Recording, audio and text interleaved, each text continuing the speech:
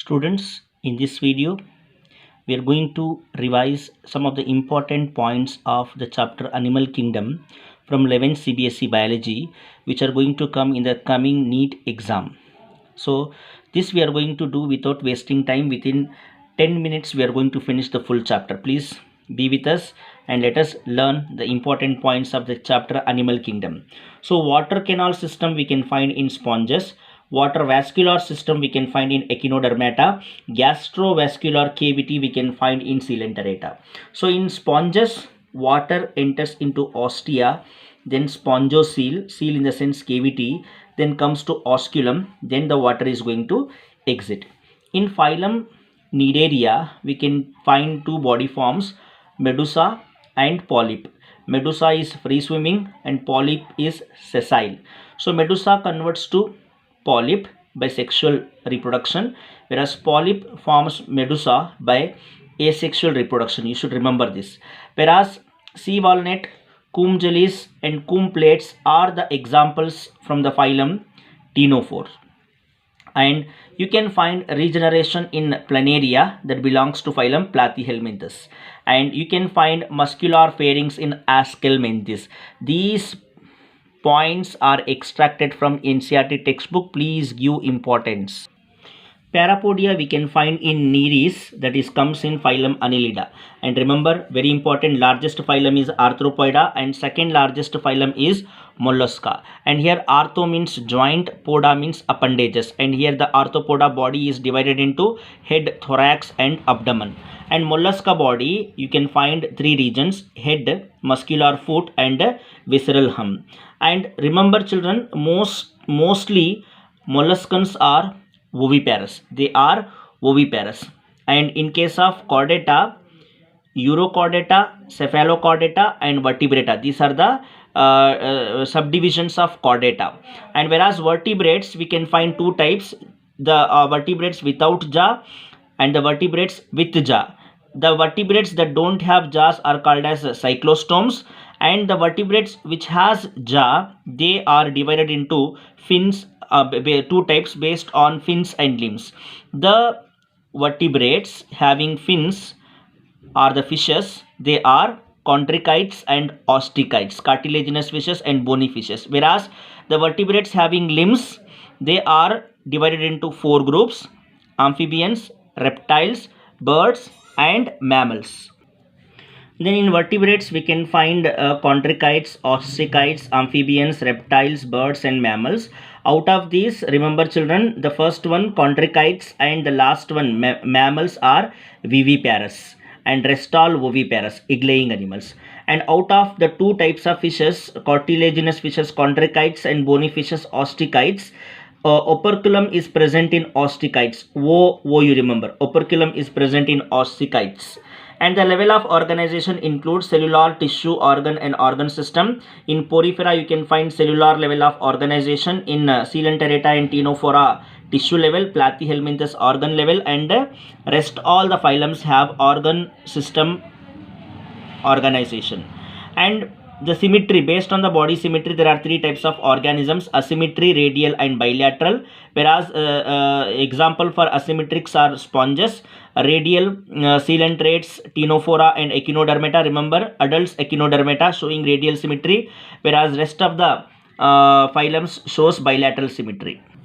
And based on the body cavity, based on the coelom, there are three types of organisms: acoelomates, pseudocoelomates and coelomates. Acoelomates includes phylum Porifera, phylum Ctenophora, Coelenterata and Platyhelminthes, whereas pseudocoelomates are Aschelminthes and coelomates are the remaining one. And based on the body segmentation, you can find the segmentation in these three phylums: Annelida, Arthropoda and Chordata. You can find body segmentation in these three phylums.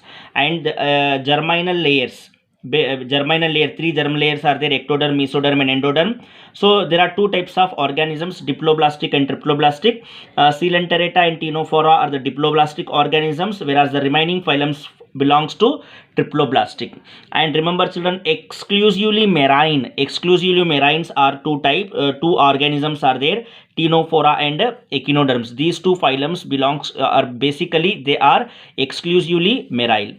And circulatory system is of two types, open and closed. In Arthropoda, Mollusca, Echinodermata and Hemichordata you can find open type of circulatory system, whereas closed type of circulatory system you can find in vertebrates and in Annelida shows closed type of circulatory system, remember. And the invertebrates, the heart has either 2, 3 or 4 chamber. 2 chamber heart we can find in fishes, 3 chamber heart we can find in amphibians and reptiles, whereas 4 chamber heart we can find in birds, mammals. There is one exception, that is crocodile. Even though it is reptile, it is having 4 chamber heart. When you learn about digestion, in Porifera you can find intracellular digestion, whereas in Coelenterata, Ctenophora and Platyhelminthes you can find both intra as well as extracellular digestion, and remaining all phylum shows extracellular digestion. And fertilization is of two types, external and internal. External fertilization we can find in Ctenophora, Echinodermata, Hemichordata, Osteichthyes and Amphibia, whereas in remaining phylums we can find internal fertilization. Now one more important point here is prostostomatic and deuterostomatic. Prostostomatic means here blastophore is develops into mouth. They are called as prostostomic organisms, that we can find in Platyhelminthes to mollusca. From Platyhelminthes to mollusca, all these phylums are considered as blastostomic. Whereas deuterostomic means here the blastophore converts to anal opening, and deuterostomic are Echinodermata, Hemichordata and Chordata. Now when it comes to development, either we can find direct development, indirect or both. So direct development we can find where you can find larva, where there is a larva is present, in that we can find indirect development. Where there is a larva is absent, there we can find direct development. जहाँ larva रहता है वहाँ पे indirect development, larva नहीं रहता, if there is a larva is absent, that shows direct development. If both, then it shows, in some organisms larva may be present, may be absent, that shows direct or indirect development. Now here in non-chordates, almost all the phylums are showing indirect development because they have larva in them. Okay, they show indirect development because larva is present, whereas phylum Arthropoda, Annelida and Aschelminthes, they shows both direct as well as indirect development. Remember this 3A, these three phylums shows both the type of development. In case of chordates, Urochordata, Cephalochordata and amphibians, these three shows indirect respiration.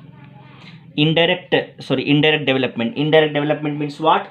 They have larva in them. That's why these three shows indirect development. Whereas cyclostome, chondrichites, osteichthyes, reptiles, birds and mammals, they show direct development because larva is absent in them. Now respiratory organs, Annelida having moist cuticle, Arthropoda, in Arthropoda prawns have gills, crab book gills, insect trachea, scorpion book lungs. In mollusca, feather like gills are the respiratory organ. Echinodermata and Hemichordata have gills, whereas Urochordata and Cephalochordata, they have pharyngeal gill slits. Fishes have gills, and amphibians, reptiles, birds and mammals, they have lungs as a respiratory organ. Now last about excretory organs, in Platyhelminthes flame cells, Aschelminthes protonephridia, Annelida nephridia, Arthropoda Malpighian tubule, Mollusca Kieber's organ, Echinodermata excretory organs are absent, Hemichordata proboscis gland, Urochordata pyloric gland, Cephalochordata flame cells, and all vertebrates, they have kidney as a excretory organ. I hope this video is very informative. If you like, Please subscribe the channel and share this video. Thank you.